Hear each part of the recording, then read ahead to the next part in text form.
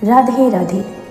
स्वागत है आपका अपने आध्यात्मिक चैनल पर, जहां हम लेकर आते हैं बैसाख मास महात्म्य की अद्भुत कथा।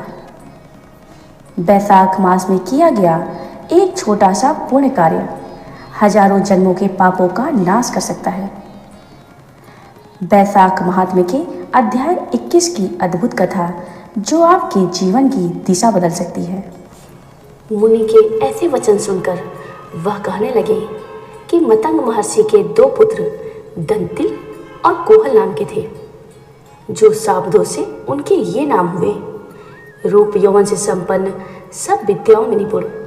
मतंग ऋषि कहने लगे कि हे पुत्रों, इस बैसाख मास में प्रातः उठकर स्नान करो, मार्ग में प्याऊ लगाओ और छाया करो, पंखे से मनुष्यों को हवा करो, शीतल जल दान करो और भगवान की पूजा करो, जिससे संसार के बंधनों से छूट जाओ। पिता के वचनों को सुनकर दंतिल को अति क्रोध आया। कोहल मदोन्मद हो गया। धर्म की लालसा करने वाले हमारे पिता ने क्रोधित होकर श्राप दिया कि ए दंतिल, क्रोध के कारण तुझे सिंह और मदोन्मद के होने के कारण कोहल को हाथी की योनि मिलेगी।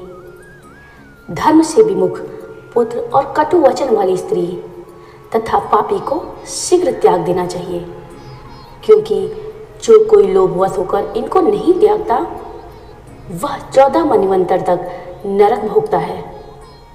उसी समय हम अत्यंत दुखी होकर शाप निवृत्ति के लिए पिता से बारंबार प्रार्थना करने लगे।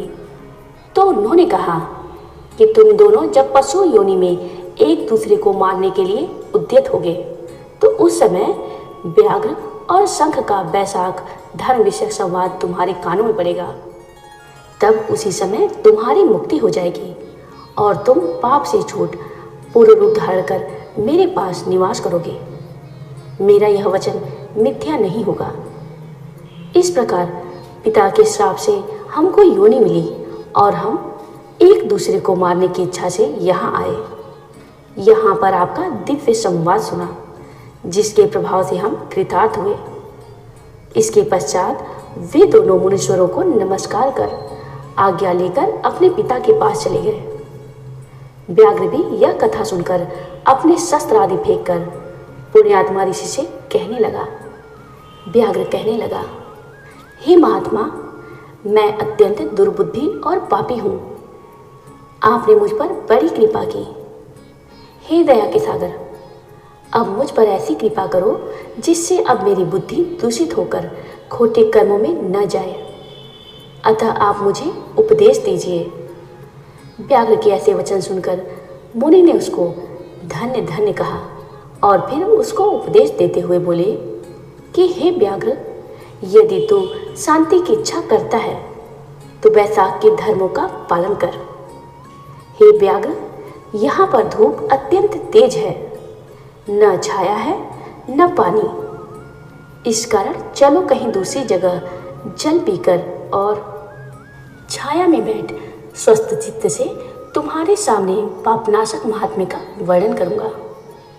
व्याघ्र हाथ जोड़कर कहने लगा कि यहाँ से थोड़ी दूर पर एक निर्मल सरोवर है, जहाँ फूलों से लदे हुए अनेक कैत के वृक्ष हैं। वहाँ निश्चय ही चित्त प्रसन्न होगा। व्याघ्र की यह बात सुनकर शंख मुनि उसके साथ चल दिए और थोड़ी दूर जाकर उन्होंने देखा कि एक निर्मल सरोवर है। मुनि ने उस सरोवर में स्नान किया, फिर देव पूजन कर व्याघ्र के लाए हुए श्रमनाशक मीठे कैद के फल खाए। तत्पश्चात व्याघ्र कहने लगा कि महात्मन, यदि आप मुझ पर कृपा करो तो यह बतलाइए कि कौन सा धर्म करने से मुझे व्याघ्र जैसी बुरी योनि मिली और फिर आपका सत्संग हुआ। मुनि हंसकर कहने लगे कि तुम साकल नगर में वेद पाठी ब्राह्मण थे। तुम्हारा नाम स्तंभ और गोत्र भी वत्स था। एक वैश्या से तुम्हारा प्रेम था। उसी की संगति दोष से तुमने नित्य कर्मों को त्याग दिया तथा शूद्र के समान रहने लगे। इस प्रकार तुमने आचारहीन होकर धर्म का त्याग किया। परंतु तुम्हारी स्त्री जो अत्यंत रूपवती थी तुम्हारी और वैश्या की सेवा किया करती थी। तुम दोनों पलंग पर सोते थे और वह नीचे सोती, तुम्हारे पैर धोया करती थी। वैश्या के मना करने पर भी वह पतिव्रता वैश्या सहित तुम्हारी सेवा किया करती थी। एक दिन तुमने भैंस का दूध और मलाई खाई तथा तिल भी खाए। इस अपच भोजन से तुमको दस्त और वमन दोनों होने लगे और फिर दारुण भगंदर रोग हो गया।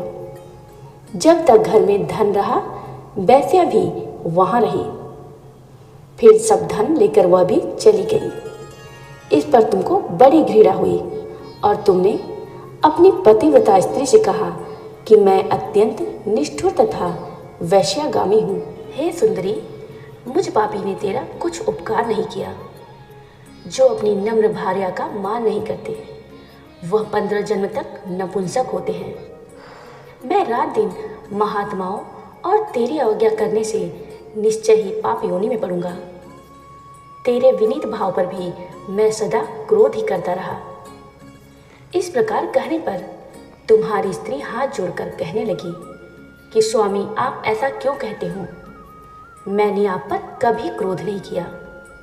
यदि मुझको कुछ दुख प्राप्त हुआ तो मेरे कर्मों का फल है। तुम मेरे प्रति दीनता और लज्जा मत करो। जो स्त्री अपने पति के क्रोध को सहन करे वही साध्वी है। ऐसा कहकर वह अपने पिता व भाई के घर से कुछ धन लाकर तुम्हारी सेवा करती रही। दिन रात मल मूत्र धोकर तुमको शुद्ध रखती तथा कीड़े आदि निकालती। रात दिन नींद आदि त्याग कर अपने भर्ता के दुख से दुखी होकर कहती, हे पितृेश्वरों, तुम मेरे पति को रोग से मुक्त करो तथा मेरे पति को पापहीन करो। तब महात्मा देवल बैसाख में गर्मी की मारी संध्या समय तुम्हारे घर आए। उसको देख तुम्हारी स्त्री कहने लगी कि अब वैद्य मेरे घर आ गए, अब इनके द्वारा मेरे पति का रोग नष्ट हो जाएगा। उनके चरण धोकर तुम्हारी स्त्री ने अपने सिर पर वह चरणोदक छिड़क लिया। फिर महात्मा को गर्मी से व्याकुल देख शरबत पिलाया। दूसरे दिन प्रातः वह महात्मा चले गए। उधर तुमको सन्निपात हो गया और जब तुम्हारी स्त्री ने तुमको त्रिकुटा पिलाया तो तुमने उसकी उंगली को काट लिया। तभी तेरे दांत भीज गए और उंगली तेरे मुख में रह गई। ठीक इसी अवस्था में तुम्हारी मृत्यु हो गई और उस वैश्या के ध्यान में तुम्हारे प्राण निकल गए। तब तुम्हारी चिता के साथ तुम्हारी पत्नी भी सती हो गई। इस प्रकार सती होने तथा वैशाख में शरबत पिलाने व चरणोदक सिर पर छिड़कने से वह सदगति को प्राप्त हो गई। यद्यपि तेरे सब पाप नाश हो गए थे, परंतु अंत समय वैश्या का ध्यान करने से तूने व्याघ्र के घर जन्म लिया। इसी कारण तू सदा हिंसा में लगा रहता है और चित्त उद्वेग में रहता है। तूने अपनी स्त्री को शरबत पिलाने की आज्ञा दी थी। इसी कारण व्याघ्र योनि पाकर भी धर्म पूछने की तेरी सद्बुद्धि रही। तूने भी मुनि के चरणों का जल अपने सिर पर छिड़का था, इसी से तुझे सद्गति प्राप्त हुई। तुमने अपने पूर्व जन्म में जो कर्म किए वे सब तुमको बतलाए। तेरे ये सब पाप पुण्य मैंने दिव्य दृष्टि से देखे हैं। अब तुम्हारी कोई और गुप्त बात पूछने की इच्छा हो तो वह भी पूछ लो। तेरा चित्त शुद्ध हो गया है, अतः तेरा कल्याण हो। हरिओम तत्सत।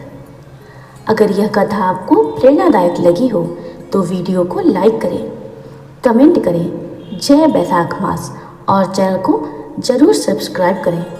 आपके एक सब्सक्राइब से हमें और भी पावन कथाएं लाने की प्रेरणा मिलती है। आपके कर्मों को, आपके भविष्य को और यहाँ तक कि आपके अगले जन्मों को भी बदल सकता है यह बैसाख मास की एक कथा। इस बार बैसाख मास में उठाएं एक कदम अध्यात्म की ओर। करें पुण्य, करें प्रभु का ध्यान और अपने जीवन को बनाएं धन्य। जय श्री हरि, जय बैसाख महिमा।